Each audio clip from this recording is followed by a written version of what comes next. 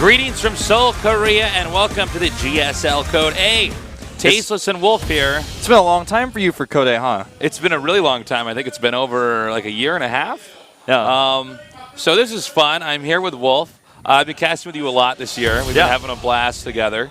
And, yeah, I mean, I'm sure most of you guys are used to seeing me in Code S, but here we are in Code A, the tournament that filters into Code S to see who are going to be those new faces that we may not have seen before. Right. And players trying to get back into Code S as well. Yeah, instead of being a tournament, Code A is now just a group stage where you have 2 players going straight to Code S and 2 players going down to Code B to go back to the qualifiers. So same format as Code S, very similar group style, and it's just one chance to either go to Code S or go back to the qualifiers. Yeah, exactly. So there's so much on the line here. We've got players who have been around for a very long time, some old school veterans, here to prove that they are still relevant. At the same time, we have players who are much less known, trying to make a name for themselves, trying to get back up into the top 32 in the world, essentially, here at what will be Code S soon after we're done here with Code A. Right.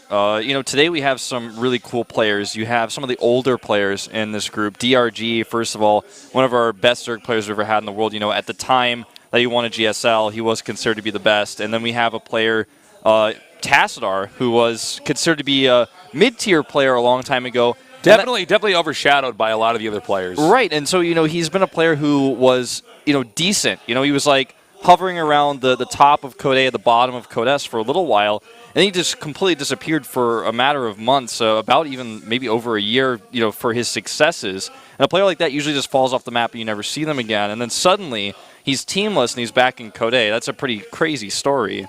It absolutely is. By the way, if you're watching this is not, our normal broadcasting hours, so I'm sure we might have viewers that don't normally get to watch this. We're normally starting at 6 p.m. Korean Standard Time. So if you're watching us here and now, you can watch us for about the next 10 hours. Yeah, we're going to be here for a while. There's going to be a small break in there, depending on how long the first part of Code A goes. But we're going to be here all day. It's going to be a marathon cast. It's going to be a lot of fun, a lot of StarCraft II. So I'm looking forward to it. I haven't done one of these casts here at GOM, I think, since my first, probably, I guess even before you were here out in Korea. Yeah, right before I came here, I guess you were doing that. And that's part of the reason why I guess I did come here from the very beginning. But today is an exception to that rule. Now, the Group A results from yesterday, we saw Tails winning against Roro. Then Classic taking down Seed, the GSL champion of Code S. Yep. After that, Tails beating Classic. I remember Tails, his amazing games in the Team League. And as you could see, the Group B results here. Group B results. Yeah, so we're kind of moving along here. I guess I didn't do that fast enough. As you can see, the players that moved on here, it was Dark and Innovation. No shocker there. Yeah, Dark playing extremely well, especially in that last series against Sora. Definitely a recommended best of 3 to go back and watch. And Innovation showing that he's still back in tip-top form and completely ready to do all-ins and aggressive strategies. Here are our matches for today's Group C. We're starting things off with Bbyong versus Impact, formerly known as Mechia. And then DRG, the final boss, will play against Tassadar, the teamless Protoss from 2010. Now, Bbyong was one of the only Terran hopes in the last GSL Code S. He was certainly in the background compared to the other 2 Terrans that we had.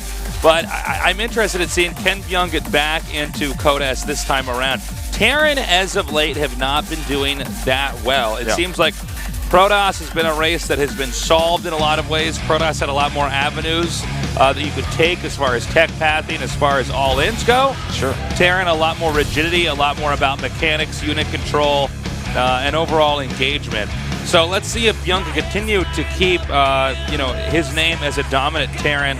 It's going to be on the map, Waystation, excuse me. Yeah, Waystation, one of our newer maps. In fact, if I'm not mistaken, I don't think we saw this map even one time yesterday, which is pretty crazy considering we had 10 best of 3s. Yeah, this will be my first time casting this map, actually. I don't think it's even appeared one time. It was never picked yesterday. It just did not happen to be the starting map. Occasionally when we have maps like this one, you can have some really interesting strategies coming out of these players because we haven't solved the map yet. There might be cheeses that will only work 1 or 2 times on a map like this. So let's see how exactly these 2 players decide to play this match. I'm Tasteless, with me is Wolf, and this is the GSL Code A.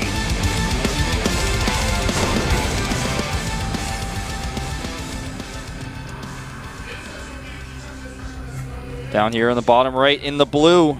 Bbyong. One of 3 Terrans to go to the round of 32 at Code S, and one of 2 to advance to the round of 16. And over here in the upper left, in the red. Impact. Formerly known as Mekia. Really good pickup for Axiom. Getting him last year. Very young player, very talented. Good to see him in here in Code A. Sticking with Korea as his WCS region. Yep. So the uniqueness about this map is that you either spawn cross spawns like this, or you spawn close spawns in the middle. So we got the cross spawn version, the longer one. This is actually the first map that I can think of that really you changed the way that it's basically a 2-player map in 2 forms. We've never really had a map quite like this. It's a one-on-one map that allows for 2 very different types of games, while still being symmetrical, which is really nice. And this is a new addition we haven't really seen with any map yet in StarCraft II. It's something I never even had occurred to me in map making that you could do something like this. Yeah, you know, we've had like a few weird maps where the spawning locations could make it a bit different. Like we had essentially a 3-player map with Shakura's Plateau, because even though there were 4 spawning locations, one was disabled. Close spawns were disabled, so you could either spawn cross or kind of vertical with your opponent, or horizontal, excuse me. But this is the most unique version of such a map, and I really like it. It's pretty creative. I really like whoever made this map. Definitely had a good idea. Because when you pick the map, you know, if you're wanting to play a longer rush distance or if you want a shorter one, you have to kind of take a chance. You don't really know what the map is going to be like until you spawn. So that's something to consider.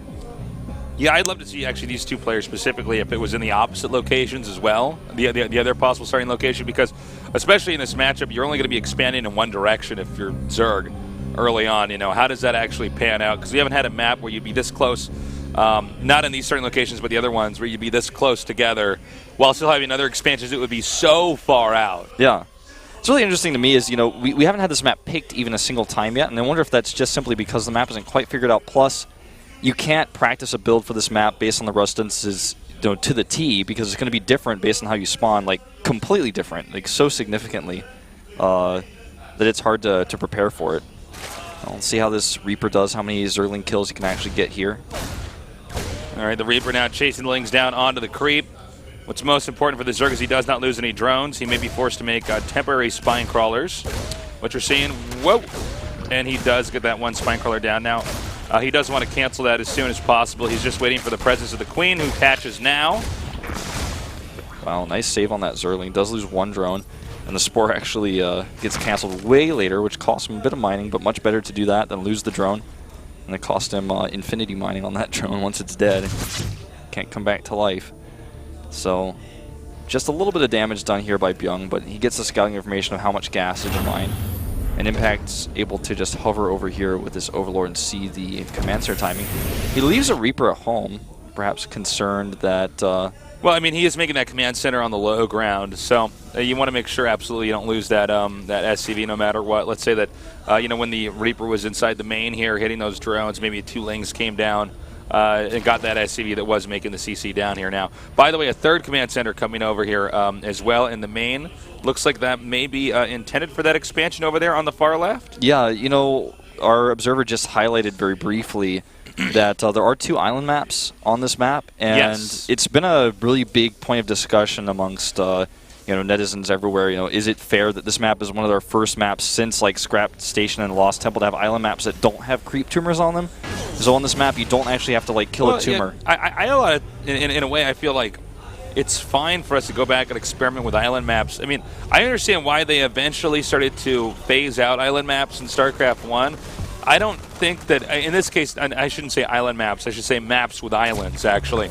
I don't feel like we've had enough time to really see how the races operate on maps with just simple islands. Yeah. Yet now that the game is quite solved, especially here in Heart of the Swarm and not Wings of Liberty. Exactly. You know, in a map like Scrap Station, for example, the map just had other big imbalance issues. And then if you look at Lost Temple, the same is definitely true. So those were really the only 2 island maps that we had in StarCraft 2 that I can think of that didn't have creep tumors. By the way, we have a very aggressive Hellion build here coming out by Bbyong. He's going triple Hellion, Blue Flame. And if this is unscouted, or even if it is scouted, you need to have a wall set. You cannot allow the Hellions to go in there and roast your drones. Well, I don't really blame Bbyong for going for a build like this. I mean, look at the distance here from the naturals of the Zerg, the natural of the Zerg to the natural of the Terran. I mean, this is an incredible push distance. It's a map that Zerg in these spots is definitely going to be very happy to play on. So it looks like he wants to do as much damage as humanly possible, ideally end the game right away, but if not, at least cripple the Zerg to a point where the Zerg cannot recuperate from a follow-up Terran push. Yeah, what I'm really scared about is the natural is pretty wide open. The third base is really far away. He's still not completely connected by creep.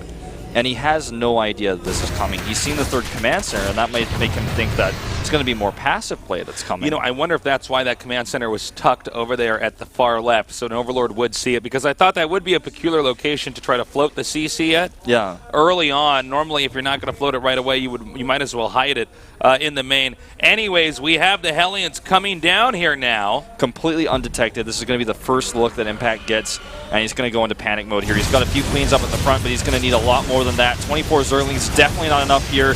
And some good micro here so far by Bbyong. He's trying to chase these queens around. Eventually, they're going to be out of energy. Yeah, nice control with the Hellions so far.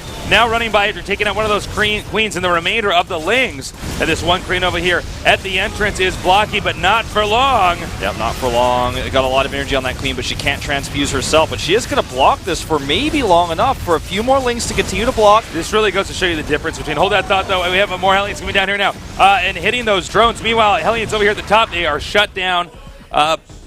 Excuse me, but back to what actually occurred. There, it goes to show you the difference between having, let's say, 8 Hellions versus 5. Yeah. Hellions don't attack that quickly. They just have that line damage that they do. So when they got over there, there was just a few too many hits, too few. I guess too few hits is what I'm trying to say left on that queen, because the Hellion number wasn't big enough.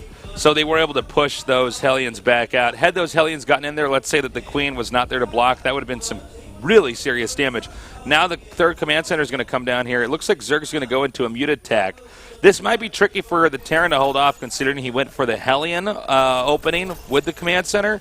He needs to have a lot of turrets, but also Marines, which he was lacking early on. A muted attack could be quite strong against Bbyong here in the next, I'd say, 5 minutes or so. Yeah, it definitely will, man. I'm really curious, who gets the better trade about the Hellions, because he lost a lot of those. He did kill 15 drones. The problem for the Zerg, who then becomes down harvester, is that he has to spend all of his larvae on drones to replenish those, which means the army of the Terran gets pretty strong. But it's not like he's got a big rush of Marines just yet to send across the map. And the rush distance is pretty far, like you mentioned earlier.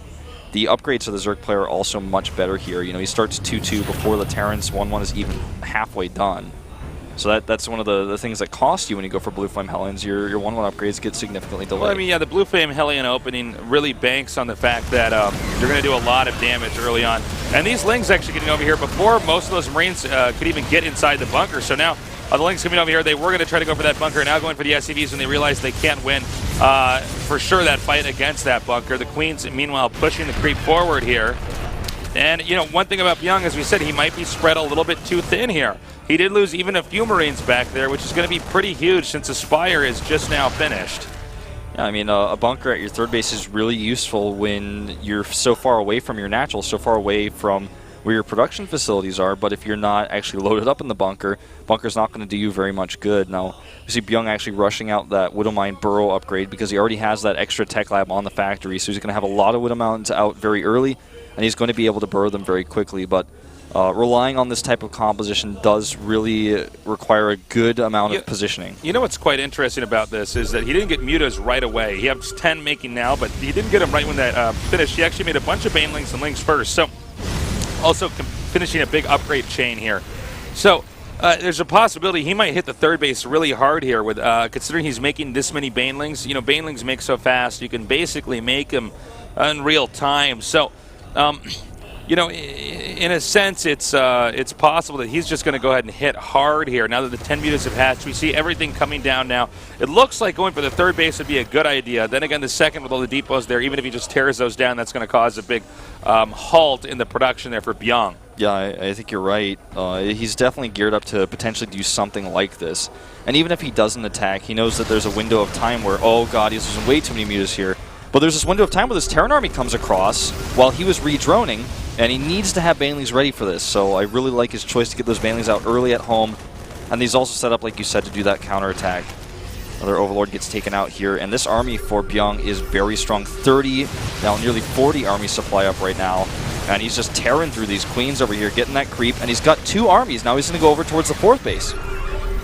Okay, the Terran now pushing up here. Notice his army's been split in two. This is going to be very tricky for Bbyong, but if he pulls it off, it'll give him huge benefits. He picks up and leaves, not in control over there. However, this is something I was a little bit worried about. You know, being split up like this means that the army for the Terran is just not that strong. The Terran army generally has to be this big ball, maybe with a few drops here and there, but there was no actual push with some muscle in it. Yeah, both of them were just a little bit too weak to get anything done. You consider how quick Mutaling is. I mean, the Mutaling just goes and kills one army and then just goes to the next. We're even seeing that again highlighted right here. Exactly. And, you know, once he isolates those drops, they're dead. They're not coming back. Yeah, they're gone. He's already used the boost. 2 medevacs down here, and that's really expensive. And more than... Oh, my God. I didn't even catch that. Yeah, I didn't even see the Burrow Baneling there. This could not get any worse, really. For the Terran, I mean, he's not made any momentum out of it. The Zerg has a 4th base, and on this map especially, the 5th base is very easy to acquire. In fact, there's multiple locations you could take a 5th, such as, you know, the one closest to the 4th right now, or even, you know, one of the other 2 mains in that other, you know, parallel universe possibility of right of how this map could have looked. The upper right or the bottom left there, he could take those as well. So this is going to be pretty tough from here for Bbyong to make any real presence. I love that little building thing on the side of that structure. I know, right? It's a mule. So cool. Well, I mean, these mutas they were cornered for a second, but they've done what they needed to do. And the biggest problem for Bbyong is that he hasn't been able to make any headway in this game, right? I mean, he's now not able to deny any creep. The map is so big, he needs to be out doing pressure, but he's just not able to. The map is in control by impact right now. It looks like a little bit of a drop, though, at the 4th base. Can he get something done? A Widowmine here is certainly going to help out. And now he's going to the natural. So 2 drop locations at once, going to force Impact to react. Also trying to fight these mutas, so good multitasking here by Bbyong, and that one Widowmine here as well. Going to make a pure Zergling defense a little bit less feasible, I guess you could say. Yeah, nice hit there. Actually going to just let that command center go. Well, you know, one funny thing for the Terran is there's no real place you can expand with ease. Normally Terran, especially after the 4th base, is just out of luck. I mean, there really is a bit of an expiration date on the Terran in this matchup. But here especially, I mean, let's say that he gets this 4th base up, which it's going to be tough for him to actually pull off. Even then, I mean, where does he expand to next? That 5th possible location at the bottom left, that's really tough to secure. Yeah. And beyond that, I mean, let's say this game goes on for any much longer, the Terran's still going to be out of luck. But we'll see exactly how Impact opts to play this. If you notice, the Terran's 3rd and the Terran's 4th are in very opposite locations. So, I mean, Zerg has 2 different avenues of attack. Well, you know, what's curious to me is will Bbyong, if the need arises, attempt to take the island base? It's going to be very difficult with this many Mutalisks on the map. And he doesn't really have any way to... I mean, to set up the infrastructure, he needs to get turrets over there, for example, is going to take way too long. Well, these Widowmine hits have been really good, but not good enough this whole game. He's always weakening the Mutalisks, but if they don't die with that new regeneration and Heartless Swarm, they just regenerate so quickly. Go back with the... Well, this was a bit overzealous to try to take that hatch right now. Sure, you missed the cancel on that. Now, again, Terran attacking at 2 different locations. Zerg punishing the Terran for being spread out, hitting the 3rd base now. But let's see if this double-pronged attack is actually going to be successful. We have Banelings, but it looks like so far, Impact's been a bit apprehensive about using them just yet. Yeah. Meanwhile, Bbyong now pushing forward, and Bbyong, in fact, actually taking that expansion and barreling towards the main. Now he's a split against these Banelings. He does not even a little bit. But let's see how much damage gets done here on the main base. Sends all of his Mutalisks back. He's not going to trade efficiently here, but he is going to push this away, and nice saves the medevacs at least here, because that's the most expensive part, not necessarily the most important. But now Bbyong's army is kind of in tatters. He's got only 17 Marines on the map and 2 Mirars. If you look at the army supply at the top right, it looks like he has a lot more than that, but that's a lot in Widowmines, which aren't really fighters. They're kind of just these static units that can do burst damage if they get the right shots. Yeah, for sure. Oh, Widowmine coming down here. I think the Mutas... Oh, wow. Okay, that was not an attack move. Well, again, he's cleaning up what Bbyong's pushing with pretty well here. Even though Bbyong did a good amount of damage, the push distance on this map specifically in these starting locations is just so far. I feel like if you're going to win on this map, you almost have to win with this like unstoppable parade push. Yeah. You just have to be able to just, trudge all the way across the map and wipe them out, because the harass, there's just no follow-up. If you drop in there and do damage to the base, how much longer is it going to take for the Terran to get over to your base again and hit? I mean, by then the Zergs rebuilt everything and recovered. Yeah. The 3-3 finishing up here for Bbyong isn't even as important as it would be normally, because the Zerg takes so long to actually get that hive out when you're constantly attacking him and he has to spend all of his gas on Banelings and Mutalisks to defend. And then you're just way far behind in upgrades. But in this case, as you can see, the +3 even finishes faster for Impact. So he's not really having this huge upgrade deficit. He's going to catch another drop here, taking no losses. He has enough Banelings over here. Yeah, he's going to lose some creep, but this is not going to be a big threat to him. He can easily chase this away. And oh my god, this could do a lot. This is going to hurt. If these can connect, actually, I didn't see those Widow Mines over there. That's going to be pretty helpful for defending there. Yeah. Meanwhile, Zerg continuing to press forward. Tries to engage this and kite back. He's getting some okay trades against the Zerglings, but now that the Mutalisks are here, he's got nowhere to run, and those Banelings at the back are going to be quite helpful as well. But a flank comes in by Bbyong. How much damage can he get done here? Can he take out those Mutas? The answer is no. They are going to escape. A very back and forth game on this map. The creep is just, it's so hard to extend that all the way across the map that the Zerg is really struggling to take offensive engagements. Yeah, well, especially on this map, once any of your creep gets pushed back, it's pretty hard to rebuild it. Even though, in a perfect world, Zerg would remake that does seem to be a trend, especially even amongst the highest level Zergs, where if a lot of that creep gets erased, they go back, especially when you're trying to remake your big army like this, to get Queens again out. You see the Zerg continuing to use the Muta Ball here, the 28 Mutas to harass. Something a little bit unique that we see Bbyong doing in this game that I really like is he got plating. And this is for his Widow Mines, but also his Medevacs get that upgrade. And a decent explosive payload there, but he's not actually going to, again, finish these Mutalisks off. And that's what he really needs to do, because damaging them alone just doesn't do the trick. And now he's going to fly back in here again, hit that fourth pretty hard. Another Widow Mine struck, so it looks like it maybe killed 2 Mutalisks.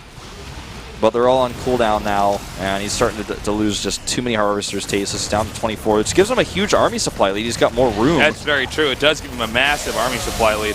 The thing is, that army, that 161 army and now 159 army, would have to push all the way across the map and do such crippling damage that there's really no way that Impact could recover. Yeah, he needs to do something like that. He is picking these drones off one by one. But he's going to lose this group of units again here. The attack at the fourth actually is pretty important, because there are 4 bases up for Bbyong now, and he does have those mules to drop. So if he can actually kill this fourth, that would be pretty huge. Decent Widow Mine shots here. Can he kill the base? This is so important right now. He's also going to kill these Lings. This is very critical. Now the Lings might be able to buy time. Again, Bbyong splitting his army up here. I got to say, I don't know if I agree with this is the best move here, although I'm not sure what else Bbyong could do, but have completely, wiped the drawing board there. With that attack, he did take out that hatch down there, which is very good. Zerg is now actually on 3 bases. That base almost mined out, mind you. Yeah. That Widow Mine shot that hit those Mutas was pretty painful as well. And it looks Let's like see if we can actually get these Medevacs here. They're going to run out in a little bit here. And I don't know if dumping on the island is going to help them that much. Yeah, not really. There's just way too many Mutas. Ooh, great Widow Mine shot there. Actually, can he get a second one? Yeah, actually, I think 2 Banelings killed there. That makes it worth it, the cost of the Widow Mine at least. Good splitting here. He's trying to at least cut his losses and save the Medevacs. His Medevac count pretty low at 6 here. +3 Carapace is almost done. But the mineral income, once he starts to drop those mules, is even though he's at about half the Harvesters of Impact. And that's the concern here. He really... Impact that needs to make sure he secures these bases. He'd like to just crush the Terran army one time and fall back to that 4-base economy. Let's see. He needs a little bit more time. Forward here.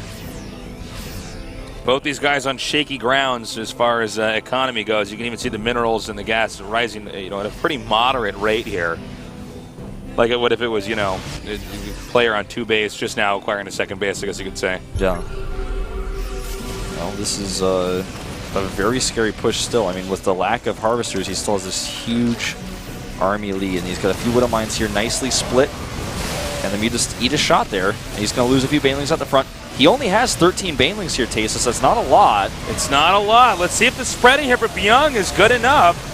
The Zerg may just be spread too thin, and you know what? This splitting, actually, of the Terran army may have just barely worked. And he's got to control these Marines perfectly. It really all comes down to just how well he can control each individual unit. The Mutas may be too great in numbers. Yeah, it's but really, Widow really hard Mines to are coming say. up. Widow Mines are coming up. Oh my God, he did not take those seriously. But you know what? It looks like he may have enough. Anyways, the hatch is He did gone. get the hatch. Now, he did get the hatch, which is very important here. Because I'm pretty sure gas is dried up, and you know, the other two hatcheries, which by the way don't have any minerals at them. And it looks like, you know what? I think Bbyong's done it. With reinforcements, I think he just so. barely did it. GG. Damn, what a great game to start the day off with. That was very bad. That was really impressive. Wow, okay. Talk about a nail biter there right at the end. You know, he took out that the old third base. That one was almost mined out, so that wasn't as impactful, except that the fourth base was under pressure. Yeah, I feel like Bbyong played this really well. He really knew the map quite well. I mean, even from his Blue Flame Hellion opening to start things off with was great for the map. The third base is really far away for the Zerg. The fourth, not so much, but the third is like really far. He harassed multiple locations. I gotta say, I mean, had he not executed that whole game as well as he did, and there were moments where we were doubting, you know, is he splitting his army up a little bit too much? Well, apparently he just barely eked out enough damage there, because it could have gone either way there at the end. And he pushed back the rest of those Terran forces and kept the majority of his Mutas and Lings alive. He would have been able to mine from that base for a longer period of time. The game would have gone on. But it was in that last moment, even those last few Widow Mine hits on the Mutas, that then sealed the deal for Bbyong. Let's see how game number 2 does. Yeah, I'm really curious to see what map we're going to see picked. We've seen Zergs pick Overgrowth a lot. I think Overgrowth is going to be the map picked here.